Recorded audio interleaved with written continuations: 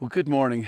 I just wanted to comment from our reading from 1 Corinthians 16 this morning. And seems that Paul is wrapping up his thoughts and considering where he's going, his plans that he's making. And he begins by talking about giving, which I think is kind of an insight into a way of making your life about giving. He said, prepare something at the first of the week. Set aside a portion so that you're actually preparing a gift. And when I show up, you can just have a sum that's not random, but something that you've actually planned ahead.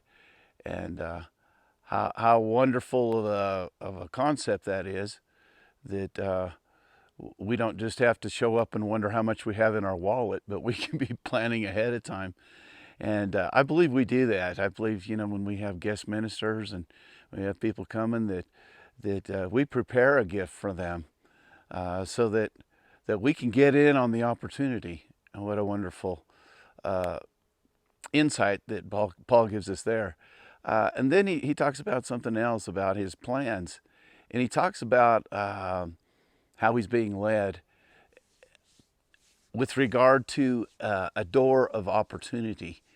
And he says, I'm going to stay in Ephesus for a little while because there's a door of opportunity. And a couple things that I just was thinking about with regard to that is that he's looking at opportunities to be part of his decision making with his plans. And what are those opportunities? They're opportunities to speak into people's lives, people whose hearts are open and receptive, and how there's an opportunity that is not going to be affected by any opposition that it might encounter. And he says that. He says it's going to come with some opposition, with some resistance. He said, but that's not going to affect my decision to remain here because this opportunity is what my life is about. And his whole direction, even going to Jerusalem and on to Rome later on, is so indicative of that kind of an attitude. Is the opposition is never a consideration. The door is where the leading comes from. And then there was something else that I just noticed about this is how he has such a great heart for people that he's joined together with in ministry, and specifically Timothy. He said, "Don't let him get on your nerves.